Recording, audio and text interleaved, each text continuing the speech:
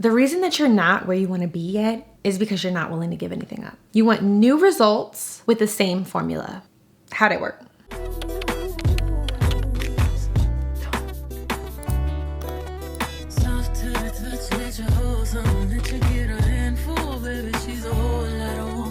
What's going on, you guys? Thank you so much for stopping by my channel. If you are new here, my name is Bree, also known as Miss Right. I am your Gen Zennial bestie, your virtual sis, working to successfully navigate her 20s in an attempt to thrive in her 30s. So if this sounds like something that aligns with what you want for yourself, like, comment, and subscribe. I promise you are going to love it here. This is a journey that consists of growing and glowing and elevating to becoming the best versions of ourselves. But there's a lot of real life lessons and mistakes along the way. So with all that being said, that journey would be 10 times better if you were a part of it. So I hope you stick around. And for those who are reoccurring, mwah, y'all already know the vibes. So, don't mind my appearance. The girl is getting ready to go out. I am going to likely make this a series of some sorts, and that is my chit chat, get ready with me. This is a great time for me to chat with y'all. I love talking while I'm getting ready and just having girl talk, if you will. But I don't even want to categorize this as girl talk because I feel like this is just across the board a necessary topic that I feel like we need to put a little bit more emphasis on, especially where self-improvement and self-development is concerned. There are so many channels and podcasts and books that were trying to help people grow and become the best versions of themselves, right? A lot of these videos and platforms and podcasts and things of that nature, you look to try to find a way to achieve what you want to achieve the easiest way possible. So the videos you're going to click on are how you lose weight in 30 days, how to become unrecognizable in 60 days, how to become a millionaire in 5 minutes. Like those are the things that we tend to lean toward because it is human nature that we want to have more results with less work. However, that is not the reality. I don't want to perpetuate that idea because it's not factual, it's not real.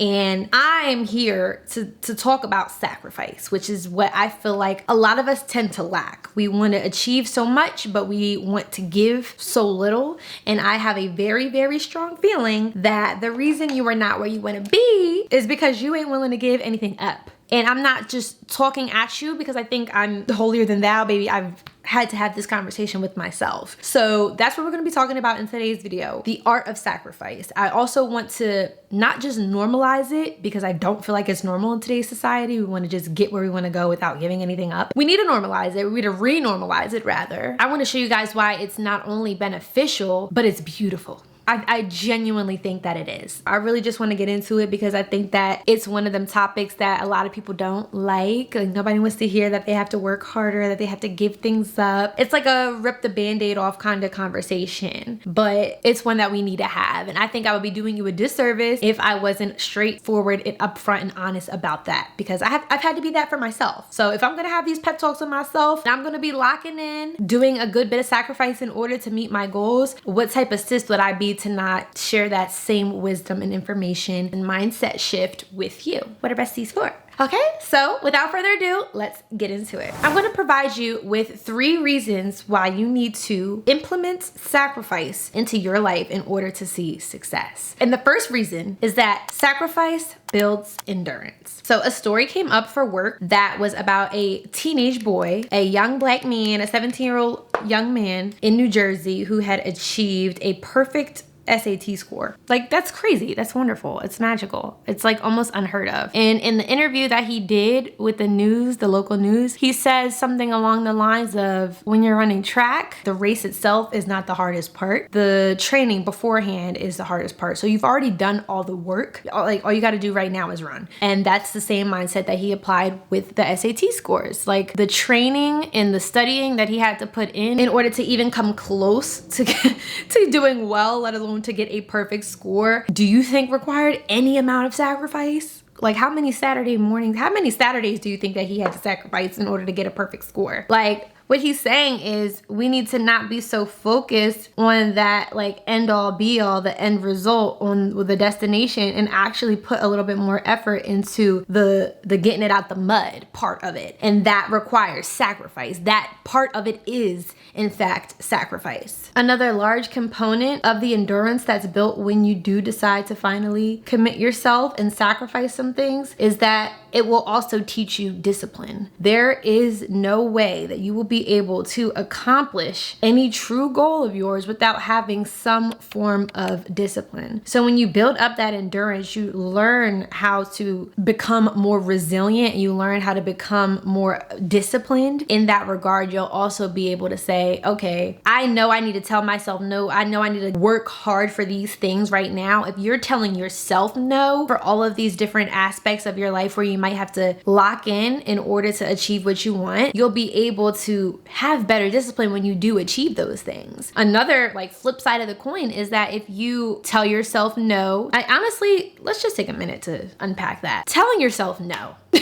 Y'all, I can't stress this enough. I've talked about this on my channel before about how I feel like 27 has been a very different year for me. I did not have the same attitude as my 26th birthday. My 27th birthday has felt very, very grown. It's given me a different vibe. I went into it very different, and I turned 27 in August, and ever since then I feel like I have just been maneuvering in a different wavelength. I've been exuding a different aura, and that is because honestly I've been saying no to a lot more things. When you do not know how to say no, not even just to other people, I'm talking about to yourself, your personal growth will depend on your ability to tell yourself no. Self-accountability, I don't even think that I could put it into words how important it is for you to be able to have it. Some people feel like they need to have a trainer, for example, at the gym because they struggle with telling themselves no, or maybe they even feel the need to have a dietitian or someone who is literally hovering over them, telling them what they can and cannot eat and what they can and cannot do. And when you're at the gym yourself, you have to have that mentality where you could be like, bro, I gotta do one more set. Like, I gotta do this, versus some person who might not have the same amount of self-discipline being like, I don't feel like doing no more and I'm going to go home.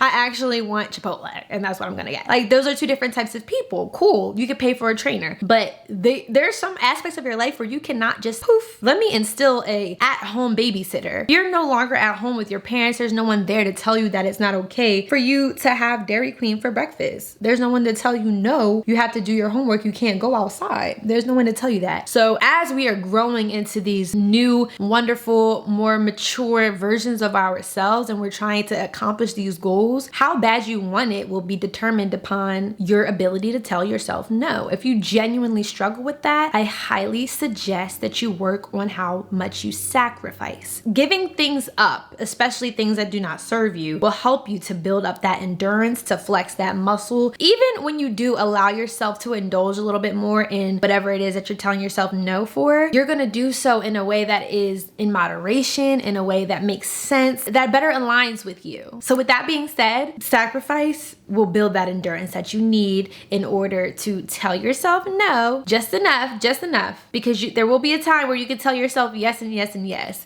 So work up the ability to do that by working on your sacrifice. The second reason that you need to work on the art of sacrifice is because sacrifice makes you more grateful. By the time you're seeing this, it's likely been Ramadan, also Lent. A lot of people have fasted. I think that a lot of different religions practice sacrifice and fast to some capacity for this reason. And that's because you become a lot more humble and wholesome and grateful when you do engage in sacrifice. So for me, I personally did my first fast ever, and that was only a partial fast, but it still was a lot for me because I used to not understand it. I used to not get it. The idea of not eating, I just used to always be like, it's never that serious. I'm not a happy camper. If I do not eat, I will be an evil person. Like, no. Nope. There's no reason why God would want me not to eat. However, I decided to do it for the first time, and I felt like I learned so much. I really didn't get it until I did it, and then I got it. So I'm not telling you that you need to do a spiritual fast or religious fast. I feel like that's something that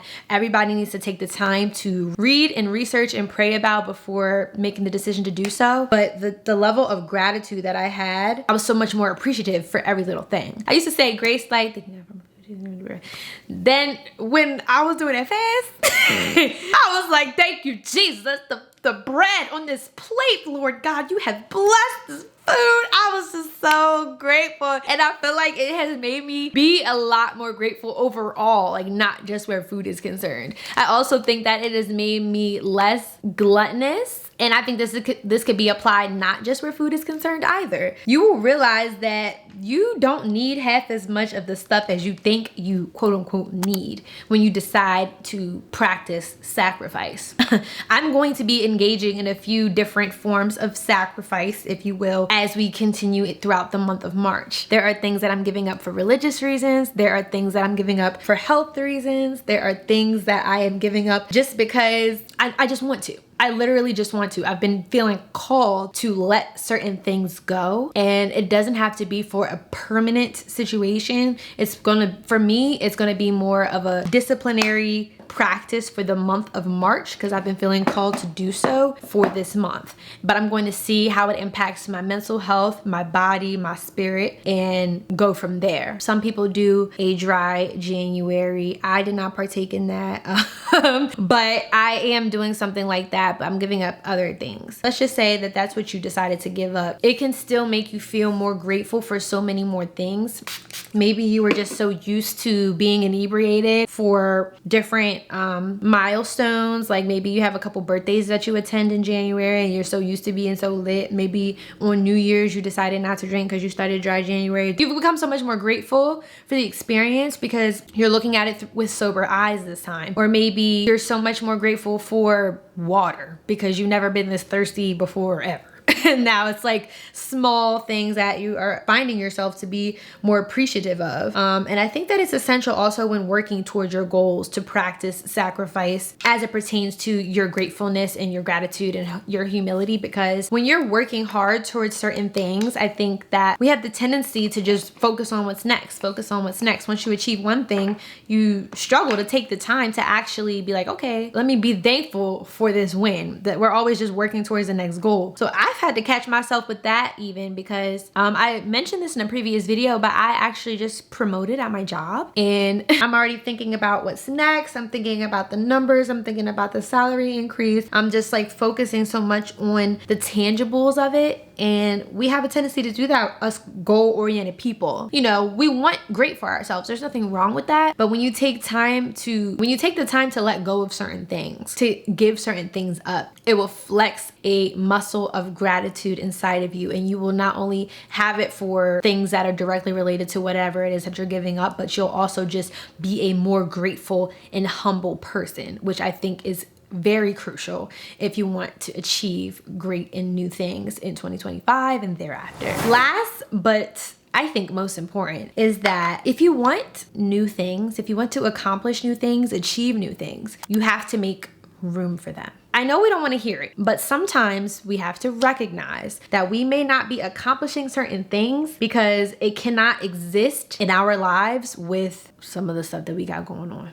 And that's keeping it all the way a buck. I think that I mentioned this earlier, but we have the tendency to want new things and to want to accomplish stuff without putting in the work. And sometimes putting in the work requires us to let things go, to shed things. There's a Bible verse that we've been referencing a lot in church, and it's Hebrews 12 verses 1 and 2. And it basically says something along the lines of throwing off whatever hinders you, sin included, anything that entangles sin, and running with endurance towards Jesus for the joy that is to come. Something along those lines. I paraphrase real bad. But what we've been asking ourselves and what I want to ask y'all is, what hinders you? And I want you to be all the way real with yourself. You don't even got to keep it a buck with me.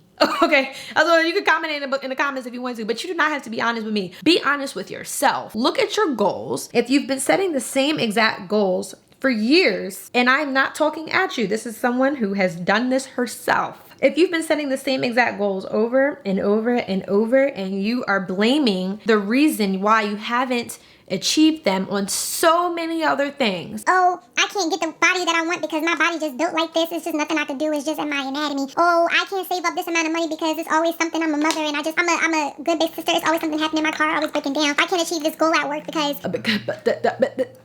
Look around you.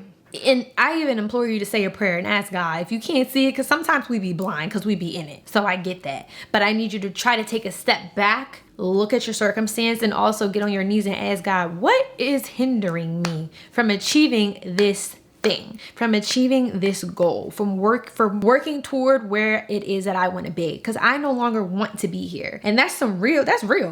And we've all been there. I'm not saying that it's impossible for you to get out from under that hole, from under that rock, but there's likely something that you got going on that's hindering you from accomplishing that goal. Or maybe that goal and that man can't exist in the same space. I'm sorry. Maybe that goal and that habit of yours cannot exist in the same space. You got a goal to save money and you have a very expensive habit that you cannot knock, or you haven't tried to knock because you were just so convinced that you could do both. But it's costing you a lot of money to buy an eighth every week.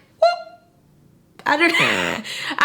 That just came out. I don't know. There's no tea, no shade, you know. If you have financial goals and you able to do that, then maybe that I ain't talking to you. But I'm saying you have to really analyze and not be afraid to give something up, because sometimes we do. And I think the reason why people don't like this is because it forces you to be uncomfortable. However, we all know this. I've said it before and I'm gonna say it again. Success is on the other side of comfort. Do you want to be comfortable or do you want to be successful? Let me say that with my chest real quick. Do you want to be comfortable or do you want to be successful? Sacrifice requires you to be uncomfortable. So me personally, I know for a fact that I haven't achieved the goals that I have set for myself on YouTube yet, because I was never as consistent as I am now. And that's because I was outside, I was running the streets, I'm living my best life, I'm doing me. Cool. And I was in my early 20s and I had a lot going on. I was moving from Pennsylvania to Georgia. I was doing a lot, and all of that's fine and dandy, but it's also excuses. As I talked about in number 1, I started building up that endurance right around the time I turned 27. It took me a while to do it, but once I started doing it, I started working on my ability to say no. And since then, I don't think I've missed a week. And that's a big deal for me. So imagine if I had kept up this same level of consistency and discipline back when I started in 2020. There's no telling where I would be right now, but woulda, coulda, shoulda, it don't matter. I'm here now. And that's one of the things where I know I had to actually sacrifice, because I enjoy going outside. I enjoy turning up with the best of them, but I wasn't functionable to wake up and film a video like this or edit a video on the weekend when I was hungover from the day before. I wasn't staying up late and waking up early and doing all of these new, and like, you have to sacrifice your sleep.